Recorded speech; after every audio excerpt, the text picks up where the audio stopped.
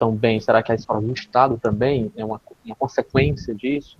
Ou seja, a educação ela vai ganhando qualidade no passar dos anos, né? E aí é pensar um pouco sobre esses dados, a gente tenta para fazer um levantamento. Perfeito, eu posso Fábio, fazer uma pergunta? acatado. Na verdade, Pode. eu não vou conseguir olhar vocês e a apresentação, só vou olhar a apresentação, não é isso? A não ser que você entre com o login do celular. Se você entrar com outro login, por exemplo, com outro e-mail do celular, você Não, pode não, olhar. não. É porque é estranho ficar falando só para a tela, mas tudo bem, não tem problema. Mas De uma tem uma outra maneira. vez, Mas tem uma maneira.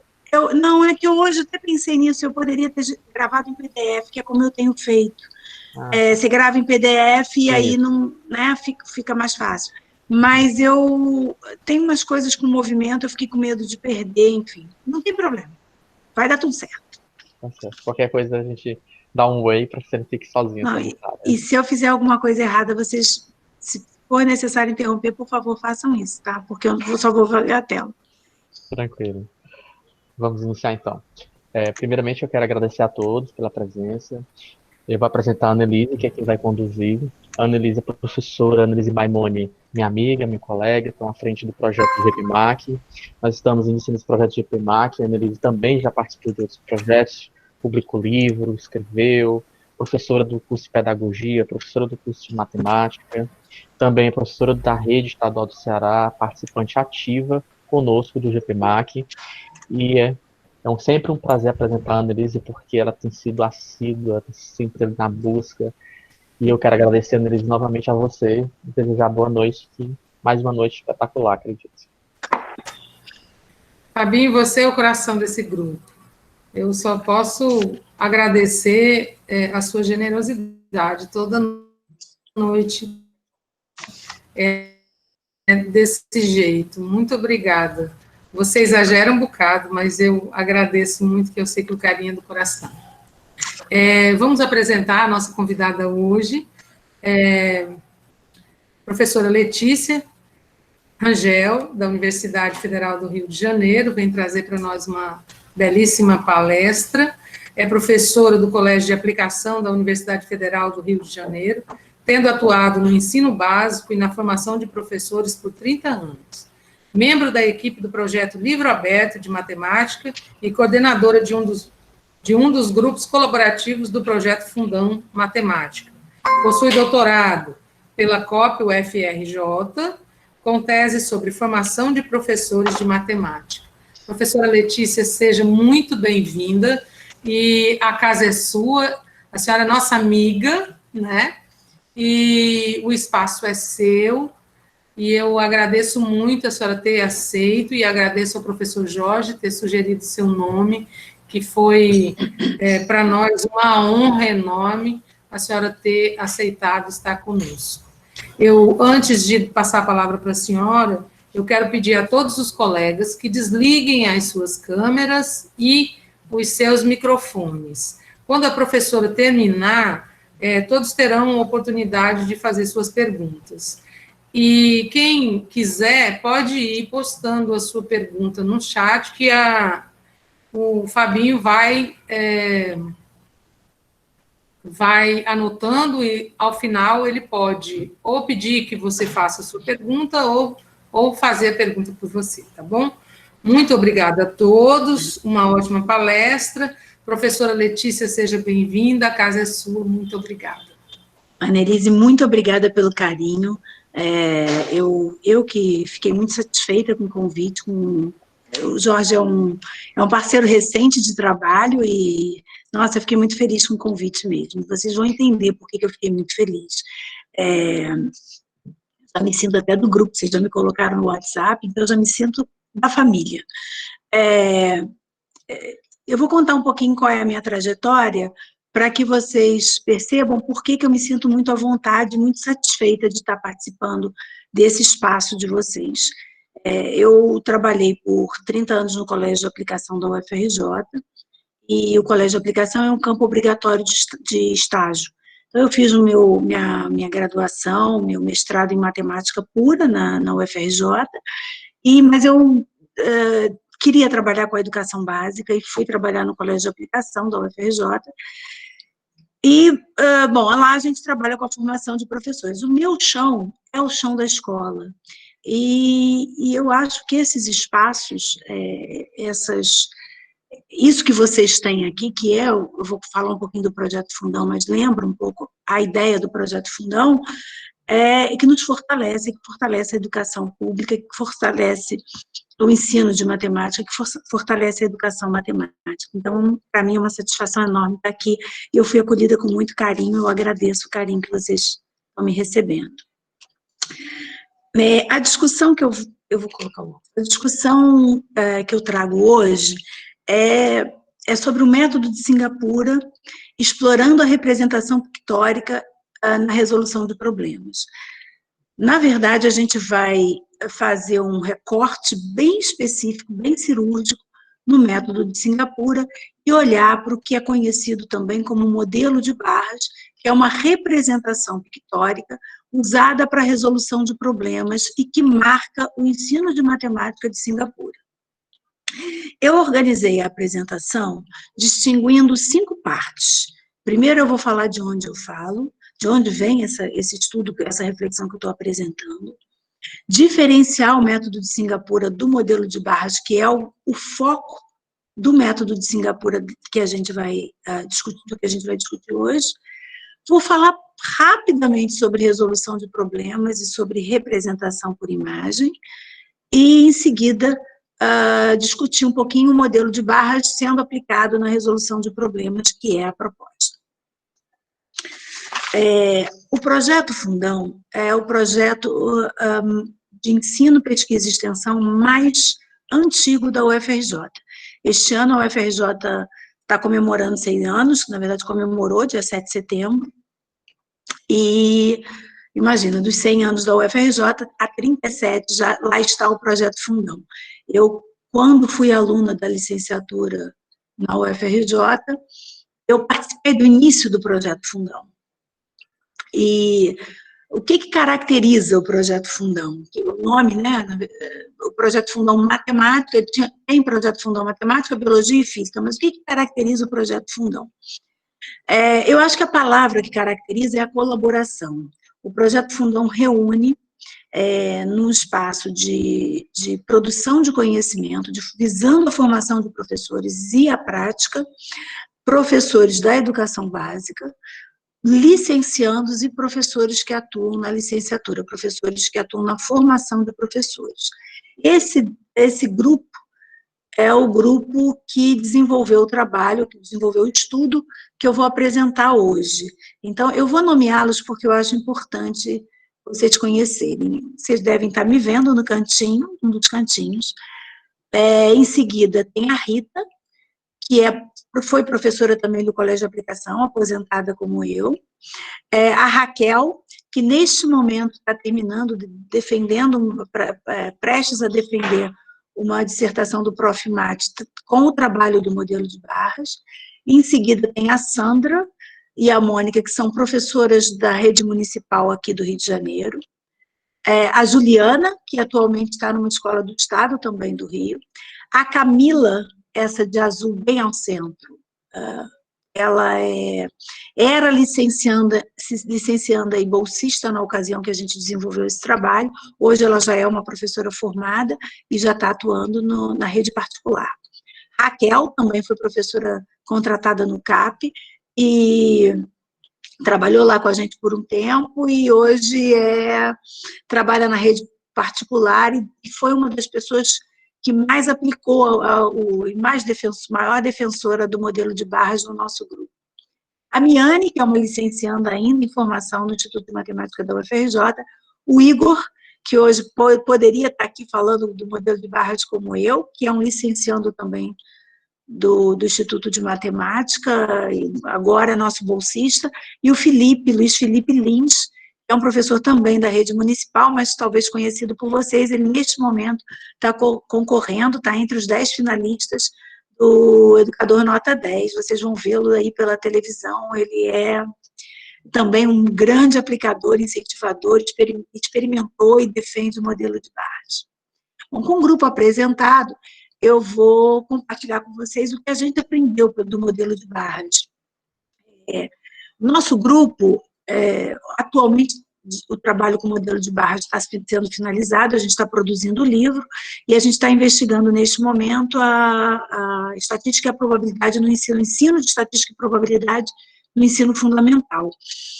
E o que a gente desenvolveu durante o período que a gente estudou o modelo de barras foi experimentar o modelo, aprender sobre o modelo e aplicar o modelo para entender de que maneira ele poderia apoiar o trabalho do professor.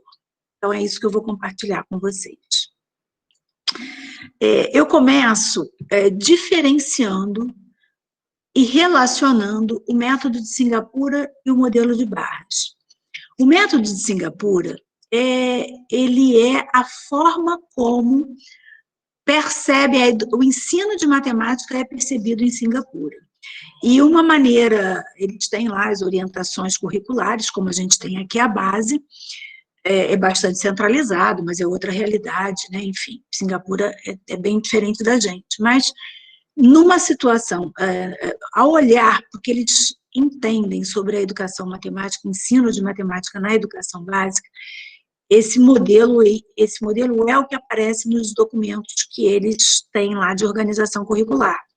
Eu traduzi o documento, é uma tradução feita por mim, mas o que é importante observar nesse esquema é que o ensino de matemática, a resolução de problemas tem um papel central na educação matemática daquele país. Então, com foco,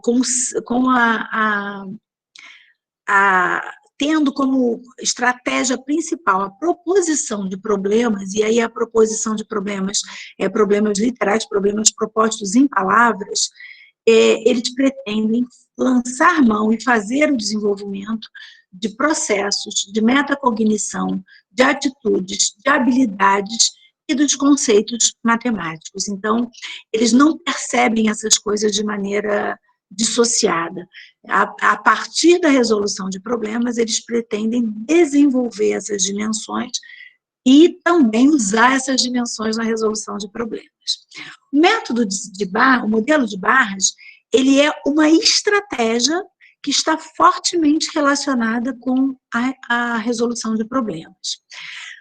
Mas a ideia de resolução de problemas, ou a centralidade na resolução de problemas, é algo só de Singapura? Será que a gente aqui no Brasil também tem essa preocupação? A gente pode dizer que a resolução de problemas tem chamado a atenção do ensino de uma maneira geral no mundo inteiro. No nosso país, já desde os parâmetros curriculares, a gente percebe no ensino da matemática o incentivo à resolução de problemas. Então, lá nos parâmetros a gente encontra o incentivo à resolução de problemas como ponto de partida da atividade matemática. Lembra um pouquinho a proposta do que é feito em Singapura. Essa opção traz implícita a convicção de que o conhecimento matemático ganha significado quando os alunos têm situações desafiadoras para resolver e trabalham para desenvolver estratégias de solução. Então, é trazer a resolução de problemas para a nossa sala de aula e valorizar as estratégias de resolução. É esse o entendimento que eu trago aqui do que propõe os parâmetros. Num documento mais recente, o documento que orienta a nossa atuação em sala de aula na educação básica hoje, que é a Base Nacional Comum Curricular, é mais explícita com relação à resolução de problemas. A resolução de problemas aparece de maneira muito forte, tanto nas considerações gerais sobre o ensino de matemática, como na descrição das habilidades a serem alcançadas, e, em particular, a resolução de problemas é uma das estratégias para o desenvolvimento do que a gente chama hoje de letramento matemático.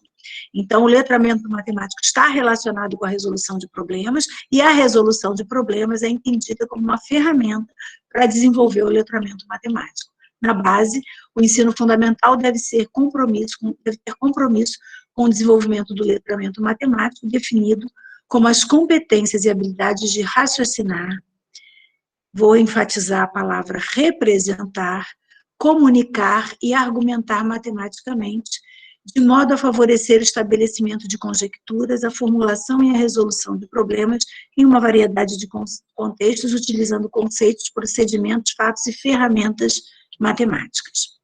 Então, a resolução de problemas também está na sala de aula, das salas de aula brasileira. E o que a gente... eu não vou me aprofundar sobre a discussão de resolução de problemas para que a gente possa pensar na ferramenta que eu quero apresentar. Mas eu acho que muitos de vocês devem ter esbarrado nesse problema que é bastante conhecido, que é se um barco transporta 26 ovelhas e 10 cabras, quantos anos tem o capitão? Esse problema é bastante antigo na educação matemática e mais recentemente foi de novo aplicado na China e ganhou de novo os holofotes. E quando se aplica esse problema, o que acontece é que os alunos respondem que o capitão tem 36 anos. O que isso revela? Que os alunos, muitas vezes, não dão significado ao que está sendo apresentado no problema, pegam os números e fazem a operação que eles sabem, tem que dar uma resposta, todo problema matemático tem uma resposta, e aí eles resolvem problemas assim, juntando os números e fazendo uma operação. Eu acho que se a gente parar aqui um segundinho para pensar, a gente vai lembrar de um episódio em que isso tem acontecido nas nossas salas de aula. Também por resolução de problema, a gente não está enfatizando a habilidade para resolver expressões matemáticas, não é isso.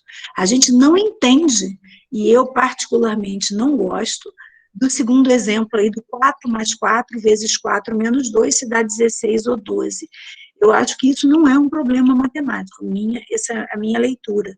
Isso afasta a criança da matemática, isso é uma charada que, na verdade, depende, só faz sentido você fazer essa pergunta se ela traduz alguma situação concreta, quer dizer, ninguém faz essas contas por fazer, né? E se pensar do ponto de vista da álgebra, as operações estão muito bem definidas lá, você não tem problema com relação a isso. Na escola básica, esses problemas ou essas expressões deveriam ser propostas sempre amparadas ou contextualizadas por uma situação problema. A gente aqui está tratando de problemas propostos em palavras. A gente conhece aí da literatura, a literatura distingue etapas para a resolução de problemas. Existem muitas referências para isso, mas essa talvez seja uma referência, eu esqueci de colocar a indicação da referência aqui embaixo, mas é do Poli, ele distingue essas etapas. Primeiro, você tem que compreender o problema posto em palavras, delinear uma estratégia de resolução, desenvolver, enfrentar essa estratégia, ter condição de enfrentar essa estratégia, e, por fim, resolvendo o problema, avaliar o resultado que você encontrou. Então, essas são as etapas segundo Poli. Em uma das referências que a gente vai encontrar daqui a pouquinho, que é uma referência balizada, carimbada pelo Ministério da Educação de Singapura, eles apresentam esse esquema, né? Então, o problema é proposto para o aluno, um problema sempre apresentado a partir de palavras, numa situação textual. Espera-se que o aluno compreenda o problema e ofereça uma solução para esse problema. Geralmente, o processo de compreensão é traduzido no que a gente mais comumente faz na escola básica, numa equação algébrica ou a partir de cálculos. E aí essa equação algébrica ou de cálculos isoladamente levam a gente à solução. O modelo de barras, ele entra exatamente aí. A proposta é que o modelo de barras torne esse processo, inclua uma etapa nesse processo, inclua uma ferramenta nesse processo. O modelo de barras, ele oferece uma estrutura, uma metodologia, que oferece uma abordagem visual para a representação e para a condução de soluções de um problema apresentado em palavras. Então, ele vai além da equação, além dos cálculos isolados, e ajuda o aluno, a palavra ajuda talvez não seja a melhor, mas ele oferece, de fato, uma ferramenta consistente para que o aluno possa representar, traduzir o que está lá no problema em palavras. Eu vou dar uma ênfase, assim, trazer algumas pinceladas sobre a importância da representação por imagem, porque o que o modelo de Barras propõe é isso, uma representação por imagem. Essa referência é do Arcave, o Arcave é reconhecido exatamente porque ele valoriza a representação, ele estuda a representação visual em vários contextos, em particular no ensino de funções, mas eu acho que a gente pode fazer a leitura do Arcave no contexto também do modelo de Barras. Então, ele diz que, como seres biológicos e socioculturais, somos encorajados e aspiramos a ver, não apenas o que está à vista, mas também o que podemos ver, o que não podemos ver. Assim, uma forma de caracterizar a visualização e sua importância, tanto como substantivo, o produto, a imagem, e como verbo, o processo, a atividade, é que a visualização oferece um método de ver o invisível. Então, essa frase aí que eu destaquei, a visualização oferece um método de ver o invisível, eu percebo o modelo de Barras como uma ferramenta que permite isso.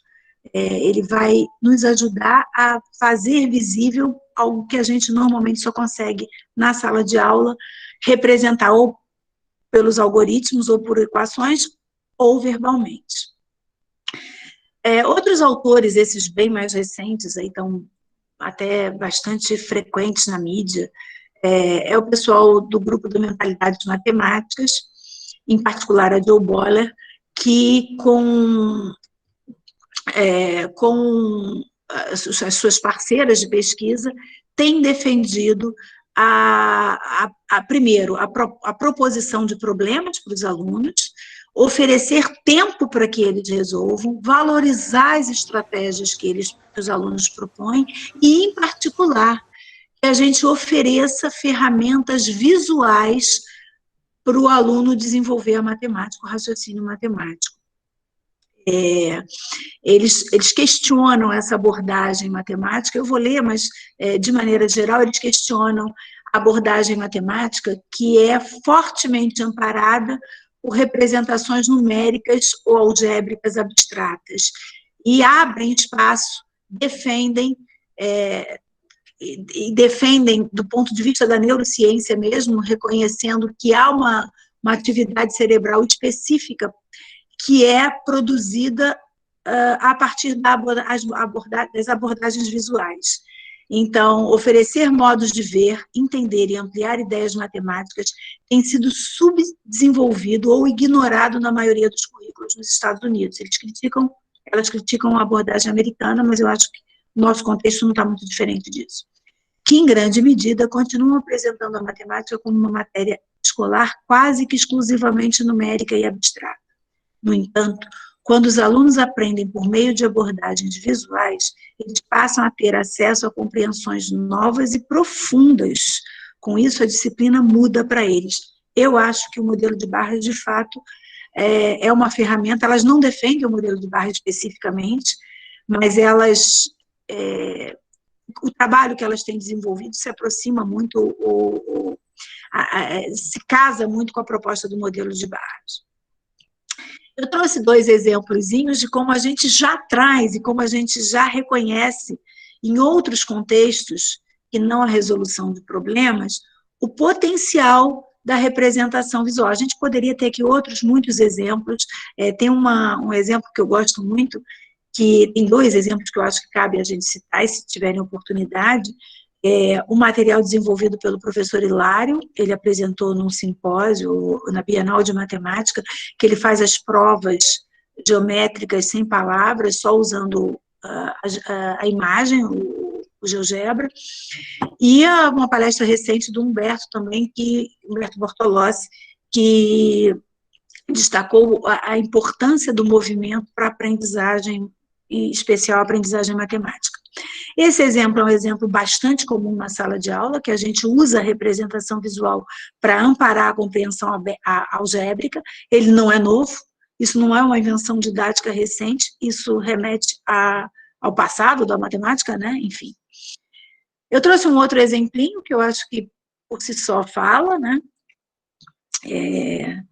É a soma dos ímpares. Se a gente faz esse processo com uma criança mais novinha, mostrando para ela que se ela soma 1 mais 3, mais 5, mais 7, mais 9, ela compõe um quadrado de lado 5, mais 11, ela compõe um quadrado de lado 6, mais 13, ela compõe, então, um quadrado de lado 7, mais 15, ela compõe, então, um quadrado de lado 8, e aí ela consegue perceber, não por uma ferramenta algébrica, mas por uma ferramenta visual, que a soma dos ímpares está relacionada com um quadrado perfeito e fazer essa relação. Quer dizer, o próximo passo pode ser traduzir isso que ela percebeu visualmente numa sentença algébrica, e é isso que a gente acredita. Quer dizer, o processo visual ampara também o desenvolvimento do raciocínio algébrico.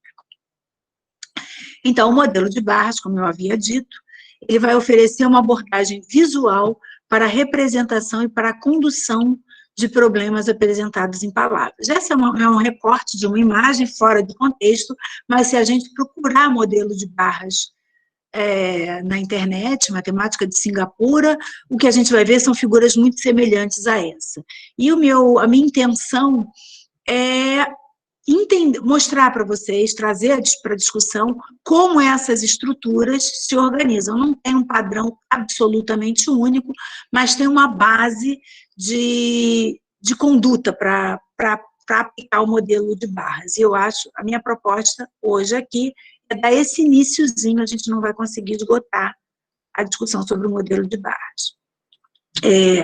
Como vocês viram na imagem, o modelo de barras tem como princípio usar retângulos de diferentes comprimentos, e esses retângulos vão representar as quantidades e as relações entre essas quantidades, as quantidades que estão compondo um problema apresentado para os alunos. Essa forma de traduzir poderia ser minha, mas, na verdade, eu busquei a tradução de um trabalho feito recentemente, de 2017, é uma tese de doutorado, desenvolvida nos Estados Unidos, e explorou o ensino do modelo de barras para professores que atuam nas séries iniciais, mostrando como mudou a percepção de professoras e de alunos da matemática, no sentido que a Boller fala mesmo, a partir do uso do modelo de barras. Então, como a gente agora já tem algumas referências de pesquisa mesmo, eu acho importante a gente validar essas referências, né? Ainda nesse mesmo trabalho, a autora acrescenta que, como equações algébricas, os diagramas, que são os modelos de barras, não tem como objetivo ajudar. Essa é uma associação muito comum, a palavra ajudar, esse grifo é meu. O objetivo é ajudar os alunos a realizar as operações, mas ampará-los a decidir quais operações usar e a entender por que essas operações são conceitualmente corretas.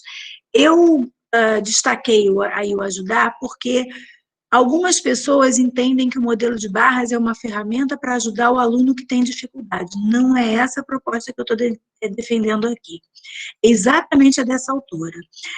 O modelo de barras, ele tem que ser legitimado como uma ferramenta válida para o aluno desenvolver o seu raciocínio, registrar o seu raciocínio. Então, ele não é um modelo para ajudar o aluno com dificuldade, é uma decisão política mesmo. E cabe a nós, professores de matemáticos e matemáticos também, reconhecer isso como uma ferramenta válida e uma passagem importante para conduzir o menino do raciocínio concreto, das representações concretas, do pensamento concreto para o mundo, para o universo abstrato. É nesse sentido que entra o modelo de barras. Esses autores aí, numa publicação que eu li recentemente, que fala sobre representações, eles usam uma expressão que eu ainda não tinha conhecido.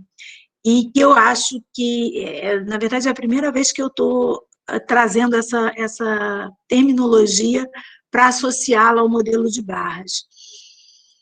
Eles definem o que eles chamam de representações pedagógicas. Me lembrou até a ideia do Schumann, né, de conhecimento pedagógico de conteúdo, conhecimento, ou da Boll, né, conhecimento pedagógico de matemática, e eles falam das representações pedagógicas. No meu entender, o modelo de barras tem, de fato, esse potencial. Ele é uma ferramenta pedagógica. Ele é uma ferramenta que, na mão dos professores, pode amparar, aproximar, facilitar, estabelecer melhor a comunicação com o seu aluno. Então, as representações pedagógicas referem-se às representações que professores e alunos utilizam em sala de aula como expressões do conhecimento matemático. Para mim, isso se encaixa perfeitamente no que é o modelo de barra. Eles ajudam a explicar conceitos, relacionamentos, conexões ou processos de resolução de problemas. O modelo de barras, ele está aí no mundo, ele está ocupando os espaços de textos que compõem o nosso universo escolar. Essa é uma referência quase que obrigatória para o modelo de barras. E é uma referência, eu não sei se é possível vocês verem aí, mas tem um escudo. Esse escudo é o escudo do Ministério de Singapura, de Educação de Singapura. Isso quer dizer que é uma publicação validada pelo Ministério. É uma publicação destinada aos professores e que explica o modelo de barras para os professores, não é uma publicação destinada para alunos. Esses dois livros que estão aqui na sequência são livros também destinados a professores e que têm como foco ensinar, o objetivo de ensinar o uso do modelo de barras como estratégia pedagógica na sala de aula. Para além de livros destinados a professores, a gente já vê também o modelo de barras em livros, em textos didáticos, em livros didáticos. Essas 3 publicações aqui são publicações para alunos. Eu acho que a terceira, a última, no quadrinho, é uma publicação, inclusive, japonesa, traduzida, se eu não me engano. E a gente já tem, eu não trouxe, mas tem uma coleção brasileira que já mostra o modelo de barras sendo usado. Eu esqueci, na verdade, esqueci, não deu tempo, eu tive a intenção, mas não consegui buscar para colocar aqui. Há algum tempo atrás eu tinha feito uma pesquisa nos livros aprovados no PNLD, todos eles, e eu só achei o modelo de barras sendo usado como sugerido como estratégia caso o aluno não compreendesse pelo método algébrico. Então, ele estava marginal mesmo, naquela ideia de ajudar o aluno com dificuldade. E não é isso que a gente tem visto hoje nos livros didáticos mundo afora. Quer dizer, o modelo de barras ocupa um espaço real, um espaço intencional no livro do aluno, né? E já acontece isso agora, mais recentemente, nos últimos livros aprovados, numa coleção só. Eu vou ficar devendo essa informação. Agora são 3 trabalhos que já têm um olhar mais científico. Então, tem um texto americano que foi investigar o que Singapura fazia, que os Estados Unidos não estava fazendo, e que mostrava um resultado tão bom para o ensino de Singapura em matemática, e o americano não alcançava. Então, a Associação Americana de Ensino buscou esse estudo, encomendou esse estudo, mais especificamente. Aqui no meio é um trabalho, uma dissertação do programa de graduação lá da Universidade Federal de São Carlos, orientada pela professora Iurico.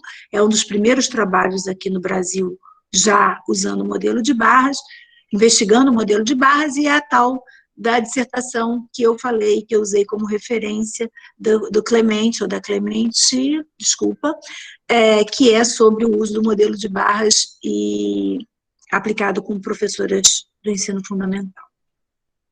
Essas imagens estão aí intencionalmente, porque a primeira, dá para ver que não é uma aluna brasileira, e é uma aluna de Singapura, usando o modelo de barras no quadro negro. E a imagem, a segunda imagem, a imagem à direita, é a imagem dos alunos da professora Raquel, aquela que eu citei lá no início, aplicando o modelo de barras na sua sala de aula. E os alunos foram para o quadro, estão desenhando exatamente como a aluna lá em Singapura. Então, acho que agora a gente passa a investigar um pouquinho como a gente aplica o modelo de barras. Eu acho que vocês devem estar já ansiosos para entender isso. Antes da gente começar, Antes da gente começar, eu vou deixar um desafio, tá? Eu vou deixar 20 minutos, um reloginho aqui, e vou propor um problema para que vocês tentem fazer aí do jeito que vocês conseguirem, são só 20 segundos, cada um vai fazer do seu jeito, e vai pensar junto como faria para levar esse problema para a sala de aula. Contando. O problema diz: uma pessoa comprou um caderno e um lápis, pagando pelos dois R$11. O caderno custou R$10 a mais do que o lápis. Qual o preço do lápis? Nosso tempo acabou. Esse é um problema tirado de um livro desses de autoajuda, enfim, mas ele é um problema que a gente poderia ter na nossa sala de aula. A gente vai guardar ele para daqui a pouquinho, e agora a gente vai para um problema um pouquinho mais simples que esse, para explorar o modelo de barras. Esse é um problema bastante simples, e ele não está aí por acaso. Ele tem dois propósitos. Primeiro, mostrar o modelo de barra sendo aplicada numa configuração bem elementar, a mais simples possível. E segundo, porque eu gostaria muito que a gente acreditasse que a gente pode ensinar esse modelo de barras ou essa estratégia para professores das séries iniciais, porque eu acho que ele é uma ferramenta, o modelo de barras é uma ferramenta potencialmente mais forte para esses professores. E para mim é uma questão política a gente conseguir se aproximar a nossa prática da prática dos professores, colegas que atuam nas séries iniciais. Então, o problema diz o seguinte: um leão pesa 135 quilos, uma vaca pesa 87 quilos a mais que o leão, e um elefante pesa 139 quilos a mais que a vaca. Geralmente esse problema é resolvido apenas com os cálculos, as continhas. Eu poderia até ligar, bom, enfim, eu não liguei aqui a mesa digitalizadora, mas normalmente a gente faz esse problema em sala de aula, reduzindo as operações aos algoritmos. E o modelo de barras propõe uma estratégia que é traduzir esse problema numa representação em imagem. E aí não é a imagem do leão, não é a imagem da vaca, não é a imagem do elefante. As quantidades, como foi dito anteriormente, as quantidades apresentadas no problema vão ser representadas por barras retangulares. Então, primeiro, a gente sabe que o leão pesa 135 quilos. A vaca vai pesar 135, o peso do leão, mais 87 quilos, ou seja, 135 quilos com 87 quilos. A adição ficou evidente, está sendo representada pela justaposição das barras. Por fim, o elefante pesa 139 quilos a mais que a vaca. Então, a vaca está representada pela junção do peso do leão, com os 87 quilos, e o do elefante, o peso do leão, mais 87 quilos, mais 139 quilos. A gente espera, então, que o aluno consiga fazer esse cálculo, e aí vem uma questão que o cálculo, o aluno entender que tem uma adição aí, que tem uma adição de 3 parcelas, como ele vai fazer esse cálculo, se ele vai usar estratégias mentais, até a representação visual pode amparar e incentivar as estratégias mentais. Por exemplo, ele pode fazer agrupamentos dos 135, pensar na primeira centena, dos 139, separar 13 e 26, juntar centenas, para depois chegar ao total a partir desse cálculo mental. Essa é a ideia. Eu aqui não incluí, mas tudo isso pode e deve ser amparado, a gente já vai ver daqui a pouquinho, pelas estratégias e os registros dos algoritmos. Não estou propondo que essas coisas saiam do nosso espaço escolar, mas que a gente inclua no espaço escolar como estratégia também a representação visual de maneira legítima. Então, vamos voltar ao problema dos lápis e do caderno, né? A pessoa comprou um caderno e um lápis, pagando pelos dois R$11, o caderno custou R$10 a mais do que o lápis. Qual o preço do lápis? Se a gente tivesse que resolver isso em sala de aula, muito provavelmente, e talvez muitos aqui tenham feito isso, a gente usaria como estratégia os sistemas. Esse é um problema de sistemas. Eu sei a relação entre eu sei a soma do preço do lápis com o preço do caderno, sei uma relação entre o preço do caderno e do lápis, e aí é um problema com duas incógnitas, eu tenho duas informações que eu posso traduzir em equações, e aí, seguindo a resolução, muito provavelmente, essa seria uma estratégia que a gente usaria. Tem várias questões aí por trás dessa estratégia, mas uma primeira é que esse problema dificilmente seria levado como um desafio para um aluno de terceiro ano. Mas a gente também pode avaliar que para um aluno mais velho, ele pode ser bobinho, não está contextualizado com um aluno de sétimo, oitavo ano que aprende sistemas.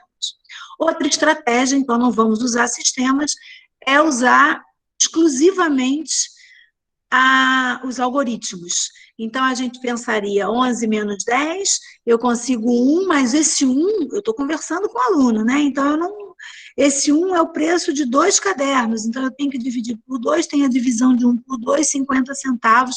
Essas são as ferramentas tradicionais que o professor tem em sala de aula para lidar com um problema como esse. E muitas vezes a gente evita que problemas como esse estejam na sala de aula. O modelo de barras, ele oferece ele oferece a possibilidade desse problema ser proposto como um desafio para alunos numa etapa anterior. Então, a ideia é, novamente, se a gente sabe que o lápis com o caderno, a soma do custo o preço do lápis com o preço do caderno soma R$11. Então, as barras estão representando o valor, o preço do lápis e o preço do caderno. E juntos eles somam R$11. E sabe-se que o caderno custa o lápis mais R$10. Então, a parte destinada ao caderno ganhou uma subdivisão e passa a ter um pedacinho que corresponde ao lápis e outro pedaço que corresponde aos R$10. O primeiro alerta aí as representações não precisam obedecer a um padrão de tamanho, a uma medida correta. Então, claramente aí, eu não posso ter R$11 como esse retângulo maior, a soma dos dois retângulos lápis mais cadernos, e R$10 esse pedacinho aí do caderno. Mas essa não é a preocupação, não é fazer a dimensão ser, respeitar proporção, mas que seja claro ali a representação, tá? Aí a diferença, então a gente sabe que o retângulo, os dois retângulos lápis e caderno juntos são R$11, eu sei que aquela parte corresponde a R$10, a subtração me permite chegar a R$1 que vai corresponder a 2 lápis, e aí o aluno resolve mais tranquilamente, usando inclusive o cálculo mental, 50 centavos. Eu costumo dizer, é muito comum os professores chamarem atenção para isso, que se a gente tem, eu vou voltar um pouquinho, se a gente tem apenas isso aqui no quadro, muitas vezes o aluno, ou só as operações, os alunos, se fecharem o olho, se falarem com um coleguinha, já perderam a compreensão. E a representação por desenho, ela traduz mais facilmente, ela de fato, oferece uma representação para o que está lá no texto. Então, recapitulando as duas operações mais elementares, a adição no modelo de barras, ela é feita, ela é operada pela justaposição de retângulos, que correspondem às parcelas, compondo o que a gente chama de total. E a subtração, ela é estabelecida a partir da comparação entre as barras da maior quantidade e da menor quantidade. Aqui, eu destaquei as barras separadamente. É uma possibilidade, tá? A gente, muitas vezes, eu fiz o desenho lá na resolução anterior, sempre acrescentando sobre uma barra, mas as estratégias originais, a gente vai fazendo barras abaixo de barras, como se faz as linhas da equação mesmo. Então, é comum a gente ter as barras também separadas, né?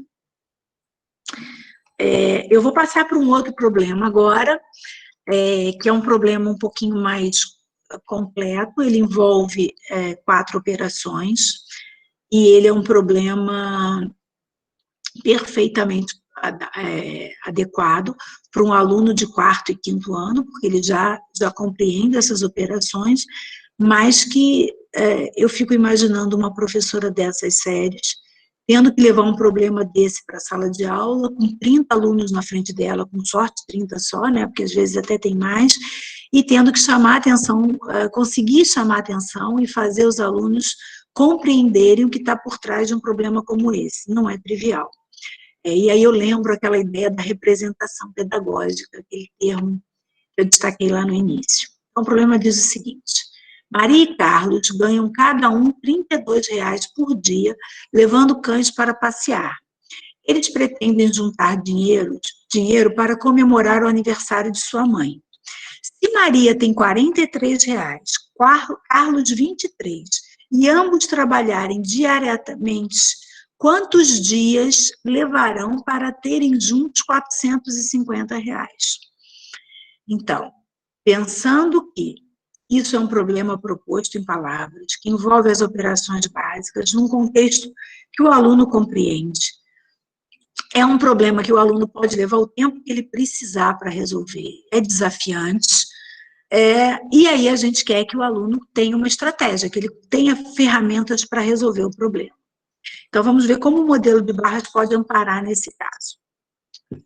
Ele tem uma quantia a ser alcançada, que são R$ 450. Desses R$ 450, ele já tem, a Maria tem R$ 43 e o Carlos tem 23. Então, se juntar o que a Maria tem com o que o Carlos tem, é o que os dois têm juntos. E não é suficiente porque eles precisam, que são R$ 450. Essa representação já é a representação da diferença, com 2 barras, como eu alertei ainda agora. Então, para responder o problema, eles precisam descobrir quanto ainda Maria e Carlos precisam reunir para poder fazer a festa, comemorar o aniversário da mãe. Essa é a dúvida deles. Eles precisam... Eu estou ocultando aqui uma barrinha. Eles precisam determinar essa diferença. Qual é a quantia que os meninos precisam arrecadar para alcançar o valor necessário. Então, essa quantia eles podem fazer subtraindo uma vez, primeiro 43, eu já coloquei a operação aí na forma de expressão aritmética, mas esses cálculos, eles podem ser feitos a partir dos algoritmos, com desenho, cálculo mental. Eu não quis prestigiar uma estratégia, mas o cálculo, ele está aí representado, mas ele pode ser feito por diversas estratégias, tá? Então, ele pode subtrair do 450 ao 43 e depois subtrair o 23, chegando ao 384. Ele pode também, eu não coloquei aqui, ele pode também somar o 43 e o 23 e subtrair de uma única vez dos 450 reais. Então, ele chega ao 384. O 384 não resolve o problema. porque ele precisa ainda determinar quantos dias, que é essa pergunta, os meninos levarão para compor os R$ 450. E aí, uma estratégia possível é perceber que a cada dia trabalhado, juntos, eles reúnem R$ 64. Então, por isso, R$ 64 é aquela anotaçãozinha lá, que por acaso está no retângulo, mas não é necessariamente um retângulo por conta da barra, é o 2 vezes o 32. E ele quer contar quantas vezes o 64 cabe no 384, que é uma das interpretações, ou a interpretação mais difícil do aluno perceber com relação à divisão, que é a divisão como medida. E é assim que é representada essa operação na Barras. Eu não sei quantas vezes o 64 cabe ali dentro, mas ele tem que caber uma quantidade de vezes. E aí a gente vai efetuar o cálculo usando a ferramenta que o aluno tem. Aqui eu fiz a opção pela resolução da divisão como pelo processo de estimativas. Não está aqui, mas o problema poderia ser resolvido também, poderia ser um problema que envolvesse a divisão como equipartição. Então, ao invés do 64 estar ali, eu teria a quantidade de partes, e aí eu dividiria por esse número, pela quantidade de partes. Aqui eu queria fazer vou fazer 2 considerações. Primeiro, que eu usei uma estratégia para o modelo de barras, mas as estratégias não são únicas, e a gente aprende as estratégias e as formas de representar, e elas viram representações particulares na medida que o modelo de barras entra em sala de aula. Então, aqui são 2 soluções de alunos nossos. Esse problema é um problema que caiu numa Olimpíada, era um problema, eu não trouxe o problema todo, mas era um problema que envolvia frações, e eles observaram que os alunos, mesmo os alunos que obtiveram medalha de ouro, erraram esse problema porque ele envolvia frações. E quando a gente levou lá no projeto Fundão esse problema para a sala de aula, usando o modelo de barras, os alunos usaram estratégias diversas, amparadas nessa representação, e não tiveram muita dificuldade para resolver. Tem uma pergunta também que é importante, que talvez alguns aí já tenham pensado, por que a barra, né?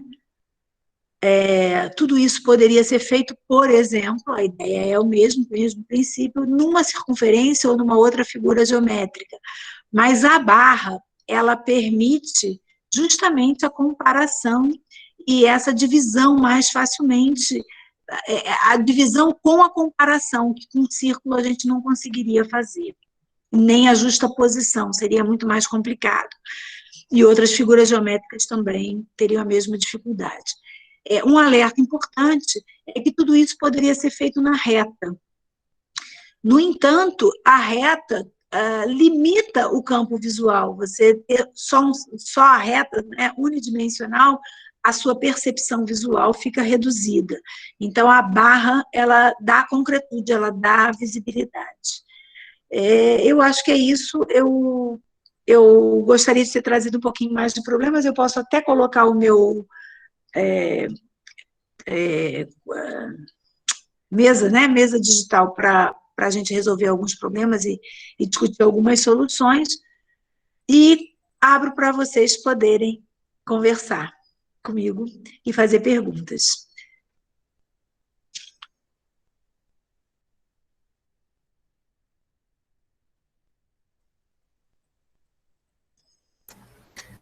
Professora, nós aqui agradecemos, nós estamos, assim, tanto elogio, professora, tanto elogio aqui, e as pessoas agradecendo por a senhora estar compartilhando com a gente esse momento, que eu tive que elogiar o grupo lá no WhatsApp, porque eles são sensacionais. Eu estou muito feliz, feliz pela sua exposição e feliz pelo grupo acatar e participar e se interessar Professora, se a senhora tiver a oportunidade de olhar aí tudo que estão falando... Nossa, tem muitas mensagens mesmo, agora que eu estou vendo.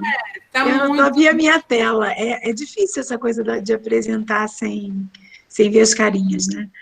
Né? Então, assim, a gente fica muito feliz, a gente está muito maravilhado aí com aquilo que a senhora trouxe. O Fábio costuma recolher as perguntas durante a palestra e eu acho que ele poderia ir falando e depois as pessoas podem falar também. Claro. Ele tem as perguntas, tá bom? Tá bom. Eu quero lhe agradecer. E depois eu lhe pergunto se a senhora poderá disponibilizar a sua apresentação para nós, que a gente disponibiliza para todo mundo, e falar para todo mundo que a gravação da palestra estará no nosso canal do YouTube, @GPMAC, tá bom, gente? Então, Fabinho, é contigo. Novamente, boa noite, né?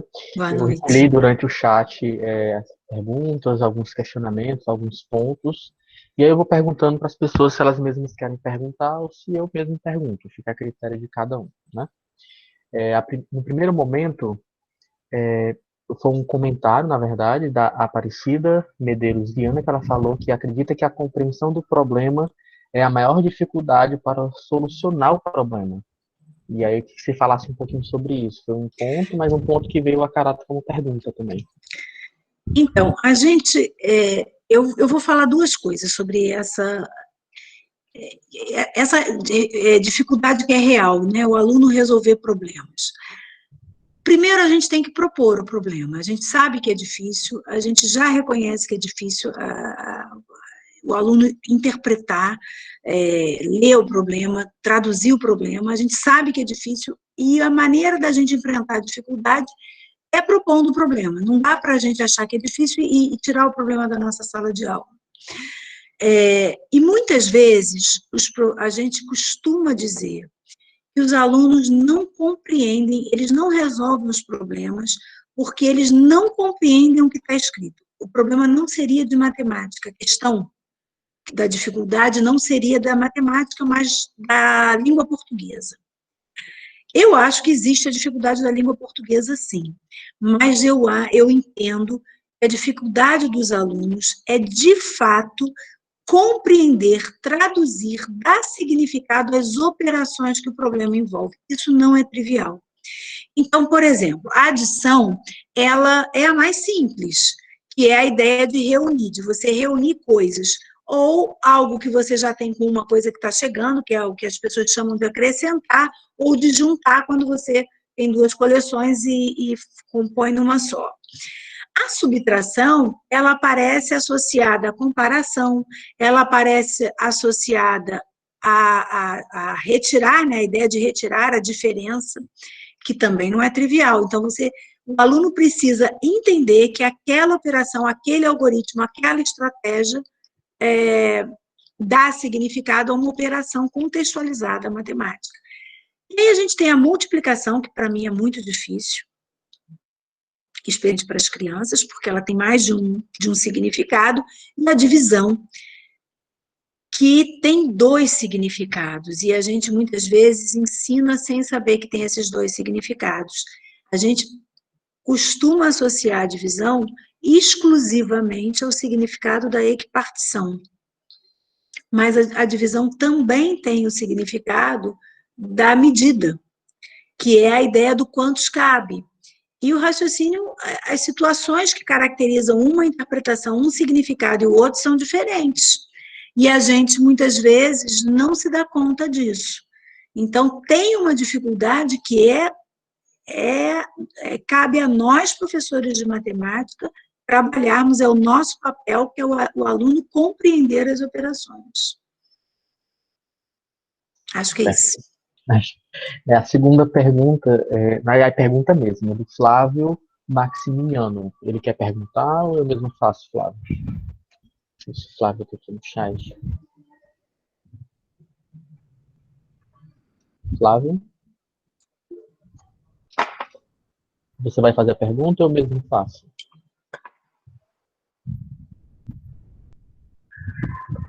vou interpretar que eu faço, né? Então, a segunda pergunta é: será que a matemática, da maneira como é mostrada, praticada e disseminada, acaba gerando este estereótipo de que é muito difícil, que a matemática é só para alguns? Essa é a pergunta dele. São duas coisas, né? Eu acho que matemática não é só para alguns, isso de maneira alguma. A matemática é para todo mundo. E a gente tem que fazer isso acontecer. Eu acho que a gente pode mesmo. Cabe a nós. Eu acho que é para todo mundo mesmo. Agora, eu não subestimo a nossa tarefa. Eu acho que a profissão que a gente escolheu é uma profissão muito desafiante. Ensinar matemática não é fácil. Não quer dizer que aprender seja difícil, mas ensinar não é fácil. E a gente tem que saber que é assim, como outras profissões têm as suas dificuldades. A nossa não é simples, eu não acho que seja fácil, não. Eu acho que a gente escolheu uma profissão que é desafiante mesmo. Mas é possível e as pessoas todas têm condição de aprender matemática. A proposta que eu trago hoje é a proposta da gente reconhecer a representação visual como uma estratégia de fazer matemática. E muitas vezes os professores não reconhecem, achando que a única estratégia legítima, matematicamente reconhecida, é a algébrica. E isso é ruim para o nosso trabalho. E, claro, dificulta a aprendizagem dos alunos e nossa ação, né? A próxima pergunta, na verdade, foi uma indagação aí do professor Jorge. Professor Jorge, Fabinho, por oi. favor. Pode falar. Eu posso colocar a frequência, porque tem algumas pessoas que... Tá, vou colocar. Tá, obrigada. Desculpe. O professor Jorge, ele fez uma indagação. Você quer falar, professor Jorge? Eu mesmo falo. Com o questionamento que você fez lá em cima a respeito das habilidades. Tá. Fábio, Oi. me escuta bem? Tá, tô ouvindo agora. Pronto, perfeito. Bem, só agradecer pela belíssima exposição da Letícia, realmente, assim, movimentação intensa aqui no chat, e, claro, uma oportunidade ímpar de muitos professores que não conheciam ainda o método Singapura, o método de barras especialmente, né, que puderam aí ter uma exposição maravilhosa enfim, da beleza do método, da simplicidade e a beleza. E aí, assim, eu só poderia aqui, Letícia, que a gente tenha discutido, não um grupo todo, mas algumas pessoas. A gente pegou um paper de um artigo de Daniel Willingham, e era muito interessante que ele falava assim, que o valor de uma representação, como você colocou, muitas vezes é tomada como uma concretude, ou seja, o modelo concreto, o material concreto. Você vê, barra não é nada concreto, mas ele falava da noção do familiar. É um modelo familiar, é um modelo que você toca, maneja, super abstrato, porque então isso só reforça os achados dele, quer dizer, de alguma forma é uma validação também científica que vem da psicologia cognitiva desses modelos familiares. E aí, assim, só a constatação, né, de que, de alguma forma, a gente remonta aos gregos. Parece que se a gente pudesse prestar atenção nos antigos, a gente diria, olha, grandeza para um grego é geometria. Então, até tem aquele debate, olha, o quadrado é uma grandeza de natureza diferente do linear, né? Eles têm toda essa concepção de número, da comensurabilidade, você fala, divisão é equipartição, mas também é comparabilidade, é comensurabilidade, quer dizer, para um grego antigo isso era muito natural. E parece assim que quando a gente introduziu o sistema numérico e a representação numérica, a gente acabou muito encantado com a facilidade operacional, algorítmica, e esqueceu o fundamento da razão do algoritmo. E é como se tivesse agora redescobrindo e conectando esses mundos, né? Que o algoritmo se justifica pela geometria.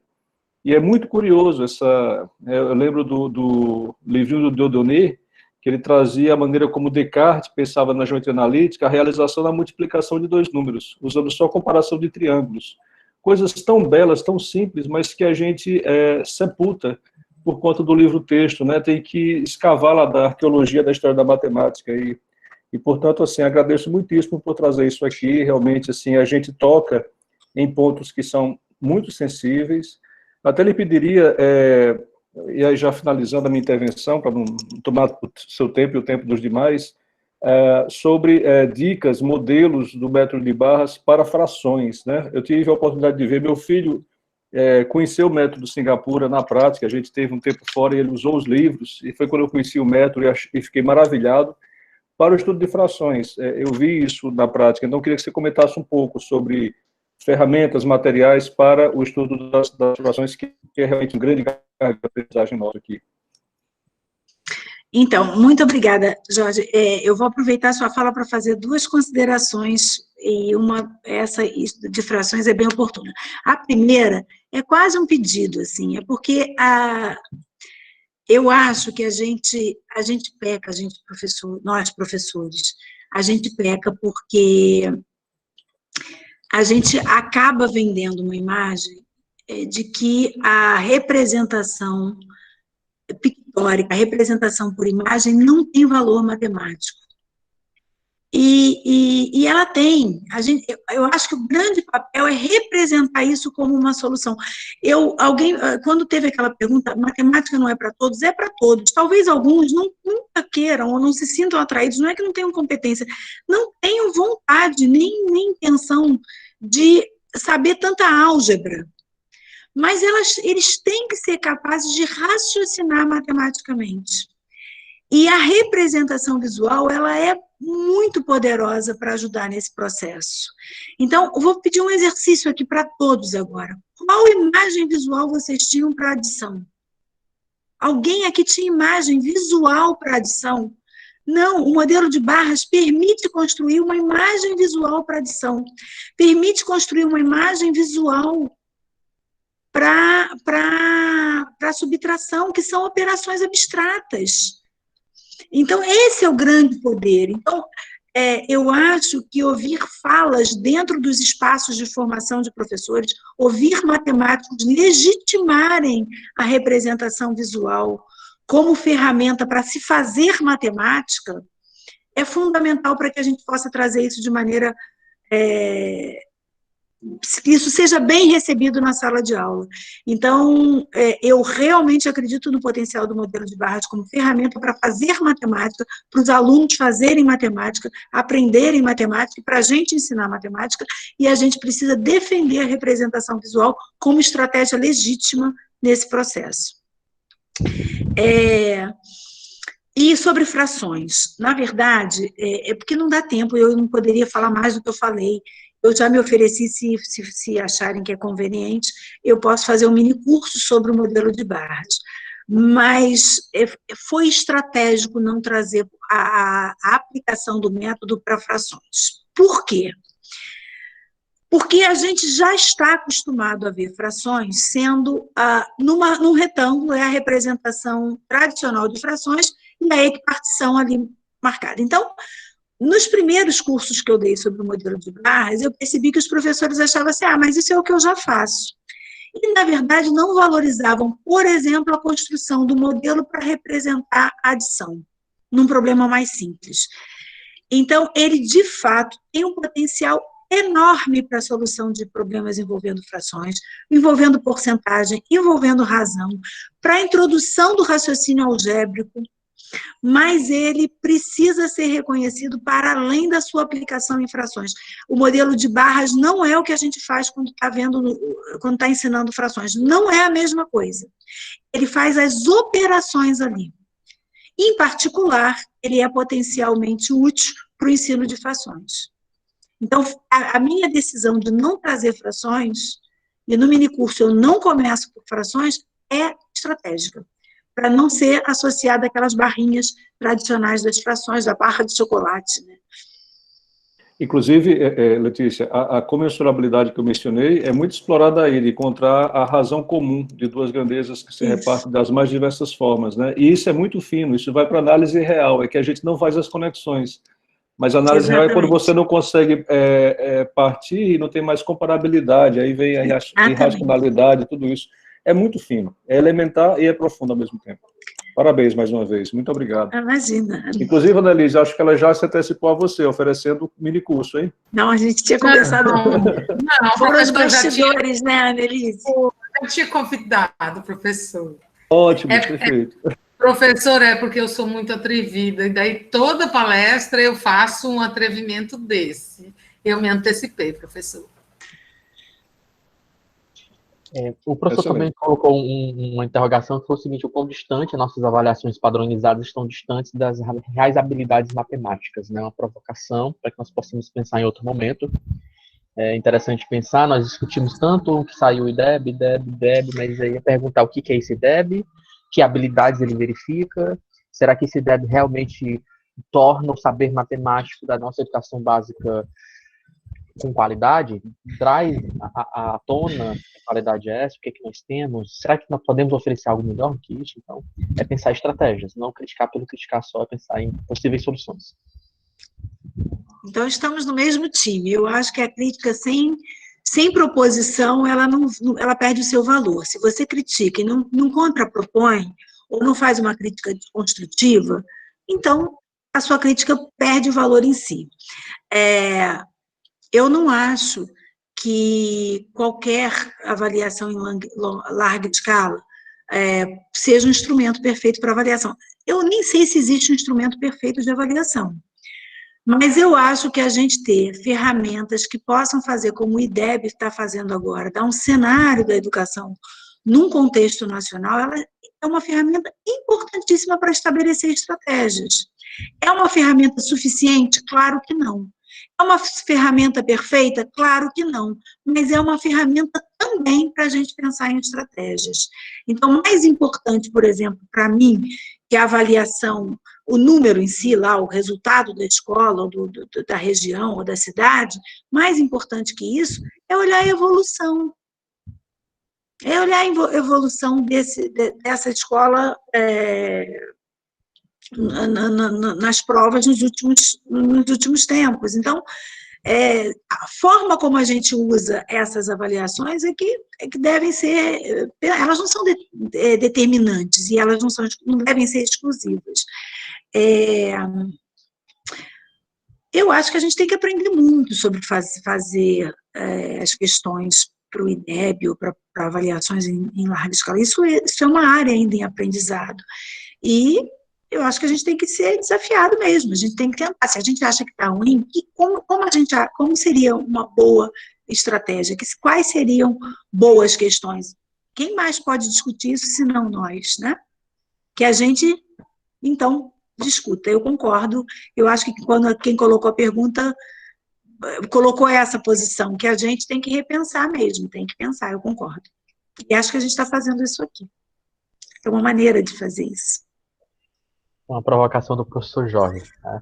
A Adriana Oliveira também fez uma pergunta a respeito e eu queria saber se ela quer perguntar diretamente, Adriana. Você perguntou sobre o método lá de Singapura. Você quer falar? Deixa eu ver aqui no chat. Se você não tiver como, eu posso fazer a pergunta, sem problema. Posso falar, né? Tá bom.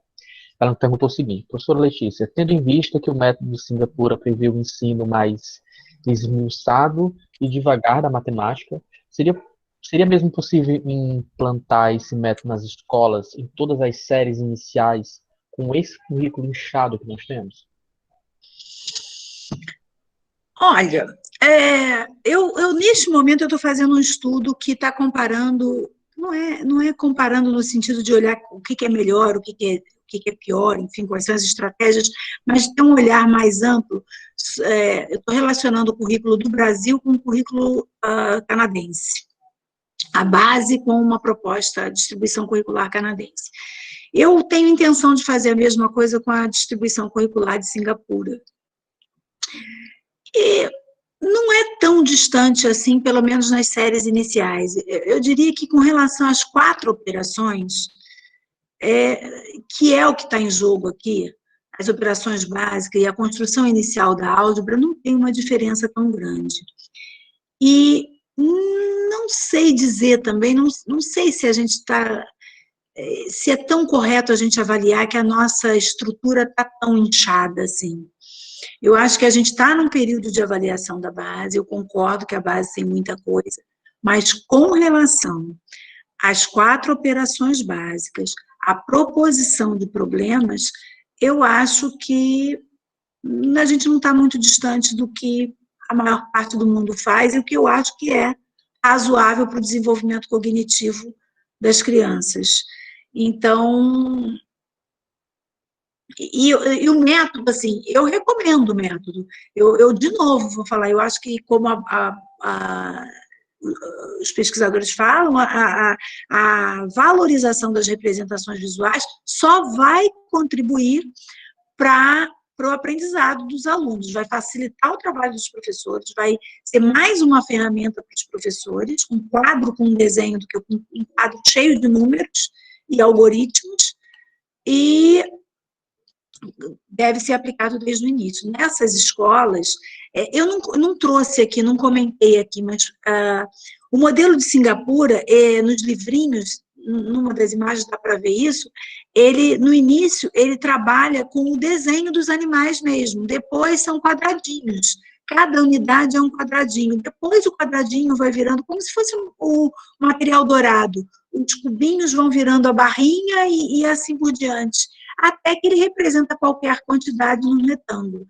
Então, é um processo de amadurecimento também do uso do método, e eu recomendo que seja desde as séries iniciais. Em Singapura fazem assim, estão fazendo assim em outros países.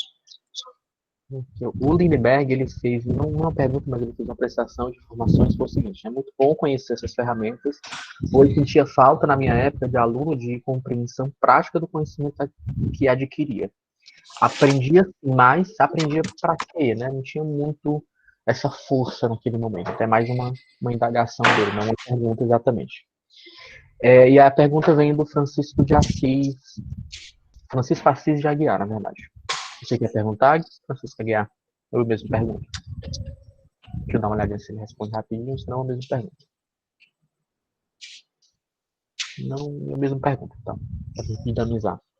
Ele fala o seguinte, uma pergunta bem mais direta. Se a professora Letícia foi assim de apura conhecer de perto esse método, né? Não. Não. Mas quando fizer os estudos comparativos, talvez dê certo, né? Tem uma pergunta que eu estou lendo aqui e que eu acho que é interessante. Eu posso ler a pergunta? Pode sim. É da Elaine. Ela pergunta, ela diz que achou o método bem interessante, mas ela gostaria de perguntar se não há risco de atrasar o desenvolvimento da abstração. Na verdade, não. Ele vai amparar o desenvolvimento da abstração. Eu acho que ele vai dar um suporte tremendo para o desenvolvimento da abstração. Tremendo. Eu fiz uma pergunta uma vez para um grupo de professores, quando eles fazem a divisão, por exemplo, a gente está numa pizzaria e vai a tradicional divisão da conta lá na pizzaria. Deu lá os R$480 e tem 7 pessoas na mesa. Como é que a gente vai fazer essa conta? E aí muitas pessoas, algumas pessoas não têm nem recurso para começar a fazer a conta, não sabe o que fazer, a não ser pegar o celular e fazer a divisão com a calculadora do celular. Outras dizem uma coisa que eu acho que é gravíssima para a gente, que ele pensa no algoritmo e faz o algoritmo, desenvolve o algoritmo que aprendeu, marca, não sei o quê, na cabeça. Imagina que a imagem que essa pessoa tem da divisão é um algoritmo, e não um processo, que é justamente o processo que sustenta o cálculo mental. Então, se a gente tiver que dividir 480 por 7, a gente vai dividir isso por partes. Primeiro a gente vai ver, pelo menos R$50 cada um vai ter que pagar. Se cada um pagar R$50, já tem 350 ali. Para os 480 ainda tem 130. Quantas vezes mais eu consigo incluir 7 ou dividir 180 por 7? Então, essa estrutura mental é que a gente precisa desenvolver com as crianças, até que ela chegue a um processo mais abstrato. Ela não pode ter como imagem de uma operação um algoritmo. Ela não pode ter como imagem da adição um número sobre o outro e uma barrinha embaixo. Ela tem que ter estratégias mentais. E o modelo de barras ampara isso. Verdade. Obrigada por responder a minha pergunta, professora. Eu espero que eu tenha respondido de fato. Respondeu sim, muito obrigada. Imagina. Aquelas estratégias de pegar de 70 em 70, vai andando e vendo o que é que dá, né? Exatamente. que é o que sustenta a divisão, o algoritmo por estimativa, né? É verdade. A Juliana Fernandes, ela também fez uma pergunta a respeito do método. Você quer fazer, Juliana? Eu mesmo faço. Deixa eu verificar aqui no chat se ela faz ou não faz. Pronto, pode fazer, né? A Juliana disse o seguinte: professora, esse método teve alguma aplicação? Tem como fazer essa aplicação lá no ensino médio? Tem. Uma vez a pessoa conseguindo raciocinar a partir do método, isso vira uma ferramenta de raciocínio, e é o que a gente quer. Então, ela pode aplicar na vida, o tempo todo, inclusive no ensino médio. Tem uma passagem que foi bastante interessante, quando eu dei um mini curso sobre o modelo de barras no Simpósio Nacional de Formação de Professores da NPMAT, que aconteceu aqui no Rio, um deles, foi ano passado. E, no final do curso, um dos professores que estava lá, ele dava aula para o ensino médio, mas não foi sobre o ensino médio que ele falou. Ele terminou o minicurso e ele falou assim: nossa, agora eu consegui resolver uma questão que caiu no exame de seleção do Profimática que eu não tinha conseguido. Então, ele conseguir estratégias mentais, visuais, para resolver um problema proposto em palavras, ajudou a ele a criar uma estratégia para resolver um problema que estava na prova de seleção do Profimática, quer dizer, é para além do ensino médio. Então, é uma ferramenta poderosa, sim. A próxima pergunta é da Justilândia Machado. Você quer perguntar, Justilândia? Aguardar um Oi, pouquinho. professora Letícia, boa noite. Olá. Boa noite a todos. Olá! Como está o seu descuido? Tudo bem, tá ótimo. Que saudade! A pandemia a gente vai aí. Letícia, eu realmente não conhecia o modelo de barras, né? E aí eu fiquei aqui, como pedagoga, imaginando se há possibilidade de auxiliar o trabalho do modelo de barras com as barras de Cucineri nos anos iniciais. Sim. É possível, é possível. E com as barras de Cucineri e com o material dourado também. É possível associar. A gente, na verdade, o ideal para explorar o modelo de barras, e é assim que é feito na literatura, eu até estou com um livro aqui para mostrar, para vocês verem que não... Os livros, eles trabalham o modelo de barras a partir da aplicação, não tem um livro teórico. A gente aprende a usar o modelo de barras usando. Então, eu não tenho como usar o modelo de barras com Cucineri, dá para aproximar, tá certo? Mas a maneira de se pensar como fazer isso é fazendo. Então, a proposta de aprender sobre o modelo de barras e sobre a relação dele com outras ferramentas, a gente vai ficar no lugar do aluno.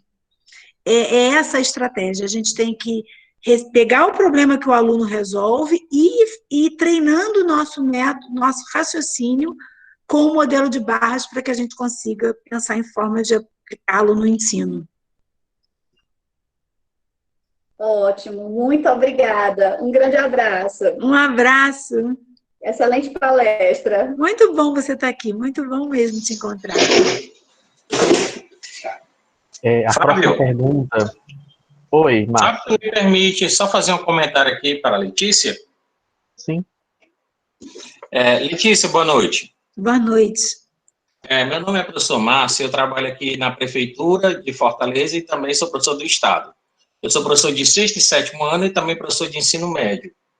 E eu gosto demais de trabalhar com esse público de 6º e 7º ano, justamente para dar um embasamento para eles, para quando eles forem lá para o 8º e 9º, eles pegarem uma situação melhor, né? Digamos assim, uma abordagem boa. E eu gosto muito de trabalhar com material concreto, eu gosto muito de trabalhar com material tipo laboratório de matemática, eu tenho alguns livros aqui do Sérgio Lorenzato, eu gosto muito de trabalhar com essa parte concreta. Então, dá para a gente trabalhar também esse método de barras usando material concreto, fazendo as barrinhas, para incentivar isso, porque é uma coisa que eu sempre abordo, é que os alunos de 1º até o 5º ano, Eles trabalham muito com material concreto, e isso, manipulação, ajuda demais no desenvolvimento da aprendizagem. E aí chega no ensino fundamental 2, parece que é deixado de lado. E aí vão se preocupar com essa parte de algoritmo e tudo, e aí onde eles sentem a dificuldade. Entendeu? Eu acho que seria bem interessante esse mini curso aí, que se você puder dar depois para a gente, e depois indicar literaturas em português e trabalhos que você tenha feito aí, que você tenha desenvolvido aí com seus alunos, para a gente dar uma lida depois. E como eu trabalho com ensino fundamental e médio, e no médio a gente faz muito resgate, eu faço uma revisão. Tanto é que aqui o Jorge Lira tem um projeto que é o Foco na Aprendizagem. Esse projeto do Foco na Aprendizagem que a gente tem aqui no Ceará, ele tem a parte que resgata o conhecimento do aluno. Trabalha-se adição, subtração, multiplicação, divisão de números naturais, de decimais. Quer dizer, é o que a gente chama aqui no Ceará de matemática do zero. Quando eu pego o aluno no primeiro ano do ensino médio aqui no estado, a gente nota que os alunos têm muita dificuldade nas 4 operações. Incrível, por mais incrível que pareça, nas 4. Eu peguei aluno de errar a questão, na hora de estar somando, errar uma soma. Eu digo, errar uma soma. Normalmente, errar uma multiplicação e divisão, você até admite, né? O nosso desafio, muitas vezes, o aluno erra a soma porque ele reduz a soma ao algoritmo. Isso. E o que a gente quer é que ele reconheça a operação de adição num contexto em que ela se apresente. Esse é o nosso desafio como professor. O algoritmo é importante, mas de nada serve o algoritmo se ele não compreender a operação. Então, nosso desafio como professor tem que ser que o aluno compreenda as estruturas básicas da matemática, as operações básicas, a representação dos números. Isso é o básico do básico. Se o aluno não tiver isso, a gente não constrói o edifício que é necessário ser construído, né? Pegando aquele gancho que você falou logo no começo também, de que, às vezes, o professor, você disse que o professor não tem aquele embasamento, como você mesmo falou, não é tão fácil ensinar matemática, aprender até fácil agora ensinar é complicado. E às vezes a gente ensina do jeito que a gente aprendeu na vida. A gente aprendeu com aquele professor que a gente gostava muito e ele só usava algoritmo. Na faculdade você só viu fórmula, só viu algoritmo. Márcio, aí isso você tem repassa nome. isso. Isso que você acabou de falar, que a gente ensina como a gente aprendeu, tem nome. Foi Klein que deu. Se chama dupla descontinuidade. É quando a formação do professor pouco dialoga com a necessidade do conhecimento profissional que ele precisa. Então, aí o que o professor faz é repetir o modelo que ele tem como aluno dos professores que ele teve. Tanto que quando a gente trabalha com ensino médio, né, Enem, por exemplo, a gente vê muitos colégios, não sei aí no Rio de Janeiro, mas aqui em Fortaleza tem alguns colégios que trabalham batido só simulado, fórmula, a gente chama aqui de bizu. Quer dizer, o cara não aprende a matemática, ele aprende a resolver questões usando artifícios bisurados para poder resolver aquilo, mas ele não aprende a matemática. Ele vira simplesmente um resolvedor de questão. Sim. Geralmente, quando a gente tem um sistema como o nosso, isso acaba acontecendo porque para o aluno aprender de forma rápida para passar no vestibular se torna significativo para ele ter uma formação superior, para ter um certo trabalho. Então, existem muitos contextos sociais dentro dessa história, né? É uma realidade muito complexa que a gente vivencia. Voltando aos pontos voltados para professor, Matemática e Companhia, eu não sei quem está com esse nome, Matemática e Companhia perguntou se podia fazer uma pergunta. Pode, né? Ele não me colocou a pergunta, pode. Matemática e Companhia, você pode fazer sua pergunta, tranquilamente.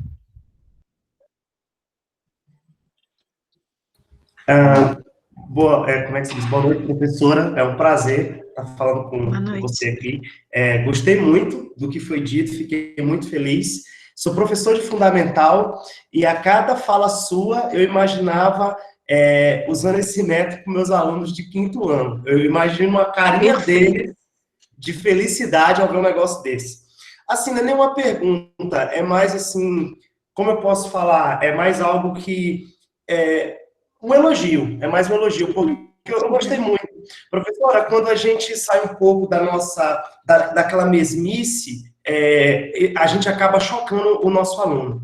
Só que a gente que trabalha, a realidade, às vezes, a realidade das escolas mudam. Eu sou professor de escola particular, então a gente é bem cobrado, né, para dar aquele resultado ao aluno. E, assim, quando você traz algo diferente, você vê que a perspectiva do aluno é outra completamente diferente. Ele recebe melhor aquilo e ele busca mais, ele busca mais saber daquilo que o professor propôs. Então, assim, é um elogio, eu não conhecia esse método, né, e, assim, gostei muito do que foi apresentado, do que nos foi passado, e é um elogio, e pode ter certeza que eu vou aplicar sim, e fiquei assim, tipo, enquanto você falava, eu ficava imaginando a carinha dos meus alunos, principalmente aqueles alunos de 5º, de 6º ano, ali, né, ali naquelas operações básicas, adição, subtração, multiplicação, divisão. Então é só isso, parabéns pela excelente Obrigada. Que seja realmente efetivo aí na sua sala de aula, eu vou torcer. Eu acredito que vai ser. Vai. Beleza. Obrigado. O Wellington ele fez uma pergunta muito parecida com o que já foi feito anteriormente a respeito sobre esse uso desse conteúdo, dessa metodologia no ensino médio. E aí você já meio que contemplou, mas se quiser perguntar outra coisa... Não é dirigida para o ensino médio, mas ela pode ser usada no ensino médio. Tem um dado que é interessante, que é assim, a gente observa que quem não conhece o método, por exemplo, se vocês agora começarem a usar o método, tem que dar um clique aí no cérebro, então demora um pouquinho a raciocinar a partir do cérebro, porque a gente está acomodado numa estratégia já pessoal. Mas depois que a gente compreende o método, ele é importantíssimo para lidar com os problemas, de fato, ele é uma ferramenta poderosa. O pessoal de Singapura não está enganado, nem todo mundo que está adotando esse modelo para ensinar as operações básicas desde as séries iniciais, não. Você quer completar com mais alguma informação, Wellington? É isso mesmo? Não, muito obrigado, professor. Obrigada. Adorei a sua palestra. Imagina, obrigada. A próxima pergunta é a Adri Wallace. Ela, na verdade, fez um questionamento, né? Se pode dizer que para o aluno que a multiplicação nada mais do que soma, que é uma adição. Esse é o ponto. Pois é, a multiplicação, eu até tem uma dificuldade aí na multiplicação, porque a primeira ideia que a gente tem, o primeiro significado que a gente tem associado à multiplicação é a ideia de soma de parcelas iguais, e a soma de parcelas iguais, usando o modelo de barras, fica bastante simples de resolver, porque você está justapondo várias barrinhas de mesmo tamanho, tá certo? No entanto, tem um outro significado a multiplicação, e este outro significado, o modelo de barras, de fato, não dá conta, mas a gente tem uma representação visual para ele também, que é o significado de área, que é quando a gente multiplica duas grandezas de mesma espécie e encontra uma grandeza de espécies diferentes.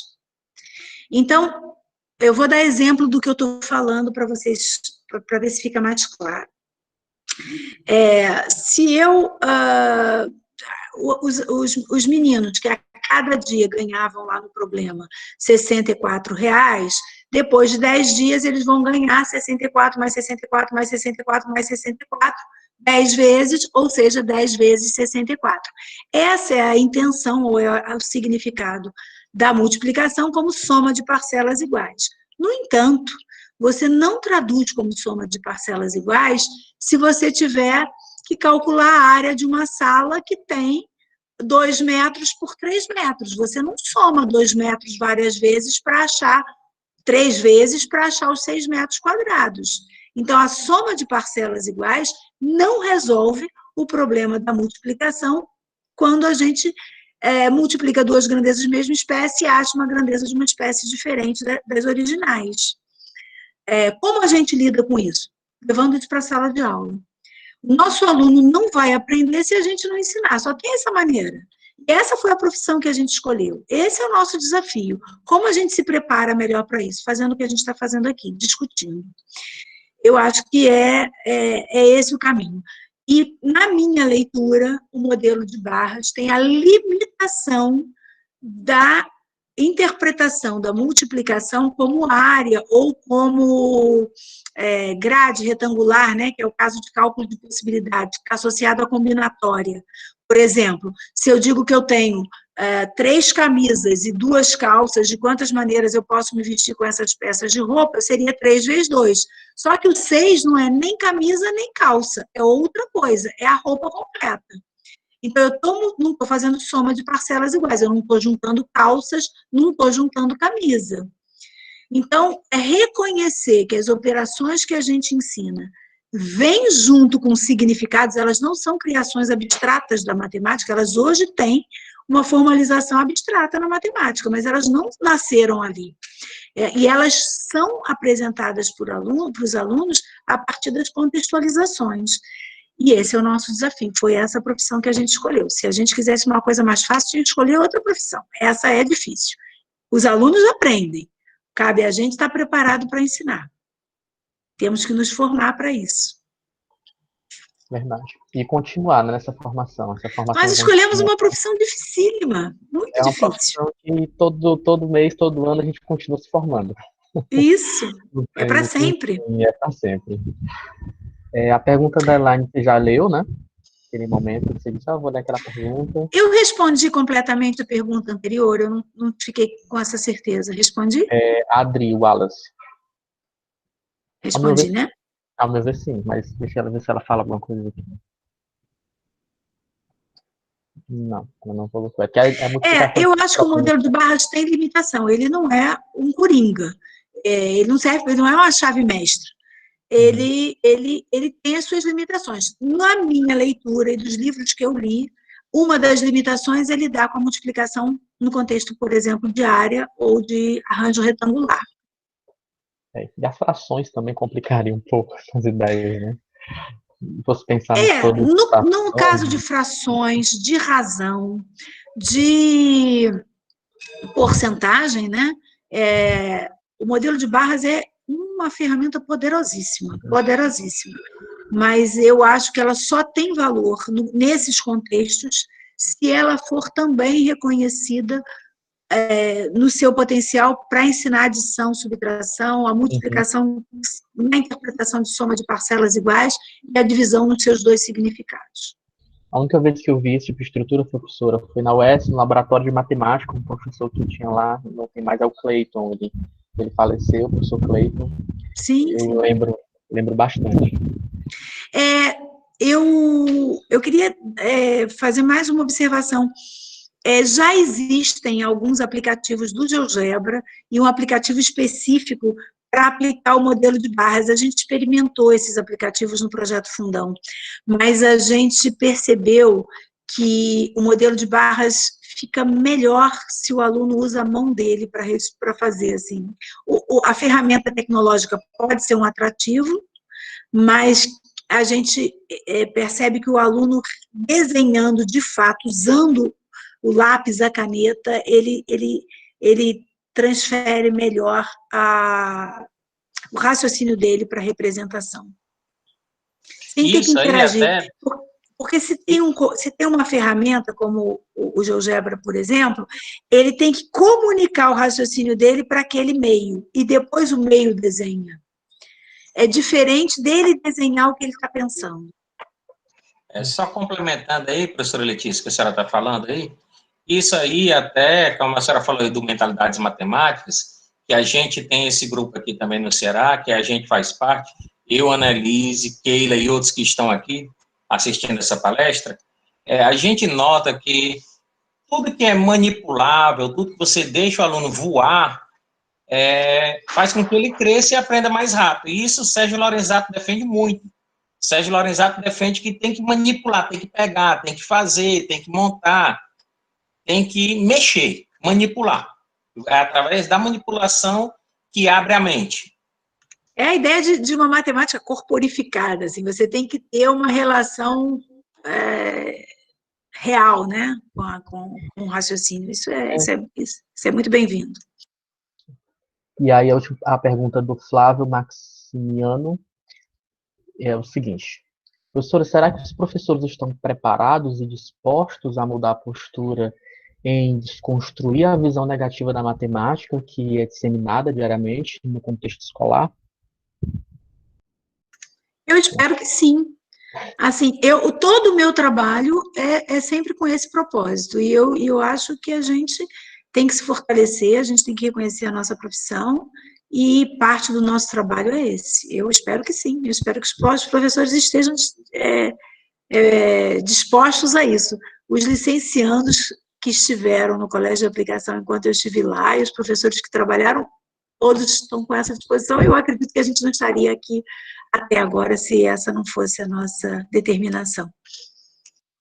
E aí a última pergunta do Thailson, não vou verificar se realmente o que eu estou dizendo, qualquer coisa ele pode me corrigir. Se existem outros métodos mais práticos do que esse da barra, existe outro método talvez mais eficiente? A senhora conhece outros? Eu não conheço outros, assim, a minha formação e as ferramentas que eu conheci até hoje são a álgebra, os cálculos e tal. Agora, organizado, porque o modelo de barras não é uma representação visual de qualquer maneira, você cria um padrão de representação. Então, você vai usar barras, você vai juntar barras, você vai dividir barras, você vai comparar barras. Então, tem não é usar barras de qualquer maneira, tem um processo aí, tem um padrão que ajuda a criar uma estratégia organizada. Eu não conheço, existem outras ferramentas concretas, mas não como representação, que é o modelo de barras. Bom, se tem, eu não conheço. Pronto, então essa foi a última pergunta que eu registrei, foram bastante, hein? A senhora está percebendo, foram muitas perguntas. Eu fico muito feliz, mostra a participação de todos que estavam no grupo, da vontade, da atenção que todos estavam tendo. Sua palestra foi excepcional, meu ver. Não só a palestra, mas essa discussão final é super rica, super bacana, essa interação, perguntas, respostas. E eu gosto muito, espero que a senhora tenha gostado. Eu adorei. A Annelise pode continuar, Anne. Obrigado, Anne. Obrigado, Letícia. Imagina. Obrigada. Professor Jorge, quer falar alguma coisa, professor? Reflete demais, só realmente fiquei extasiado aí pela apresentação, pela integração das pessoas, pelas aberturas, né, de possibilidades de cooperação. O fato da Letícia já ter se disposto a aprofundar mais essa belíssima ferramenta, enfim, parabenizar e agradecer enormemente, Letícia, pela interação. Tá? Muito obrigado. Eu é que agradeço, foi um prazer enorme estar aqui com vocês, agradeço o convite. Eu fico muito feliz quando eu vejo os professores se unindo, eu acho que essa é a nossa força, a nossa profissão, como eu disse mais de uma vez aqui, não é a gente escolheu uma profissão difícil. A gente tem que penetrar a mente das pessoas e ajudá-las a compreender a matemática. Isso não é uma tarefa fácil. O neurocirurgião resolve o problema lá do cérebro, mas a pessoa está dormindo muitas vezes. Ele vai fazer a cirurgia, a pessoa está dormindo. A gente escolheu uma profissão muito difícil. A gente lida com o humano, a gente quer lidar com o cérebro humano, envolvendo emoções. Então, que a gente precisa estudar, a gente precisa estar junto, trocar experiências, que é assim que a gente melhora mesmo. O espaço de vocês estão de parabéns. Professora, de parabéns está a senhora, porque imagina. Que palestra encantadora, uma palestra que conquistou muitas pessoas, todas essas pessoas que estavam conosco, 116 pessoas, lhe elogiaram muito, imagina. Estão agradecendo a gente ter proporcionado essa palestra hoje, ter trazido a senhora. Imagina. É o nosso convite palco. A sala de aula é nossa, a professora Yuri. A nossa sala de aula é o nosso espaço, eu acho que é isso que a gente tem que ter mesmo, a gente reconhecer o valor do nosso chão. Nosso chão é o chão mais importante, é o chão da sala de aula, é o chão da escola. Não existe chão mais importante que esse. Não existe. Nem mesmo da saúde ou da segurança acontece se não tiver educação. É verdade. Então, temos que ocupar esse espaço e entender que a nossa profissão não é simples, não é fácil.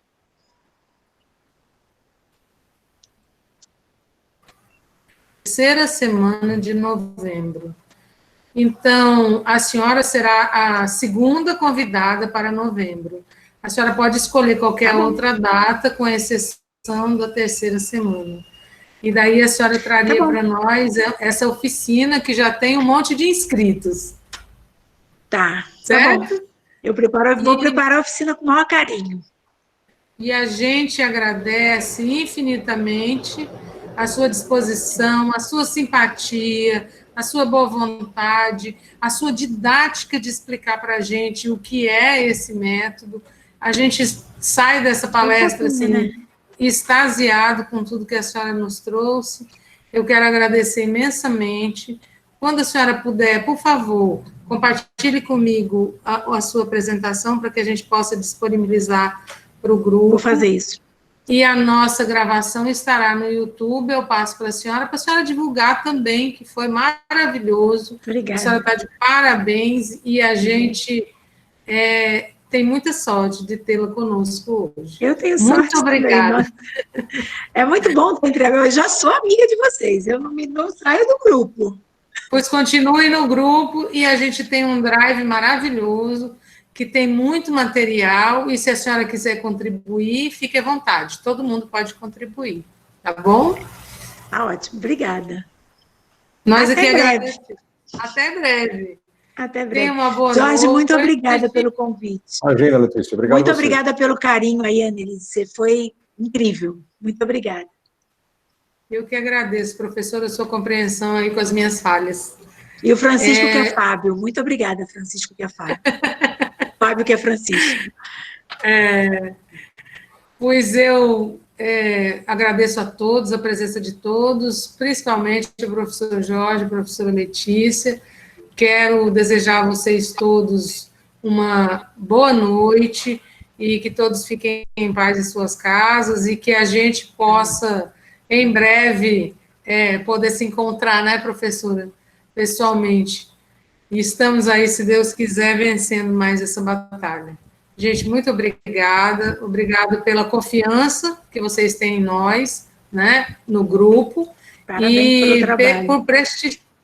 Por prestigiarem aí mais uma noite de palestra, e essa especialmente formidável, né? Obrigada, gente. Tchau. Tchau. Tudo de bom. Boa noite a todos. Tchau. Boa noite. Boa noite. Boa noite. Um prazer.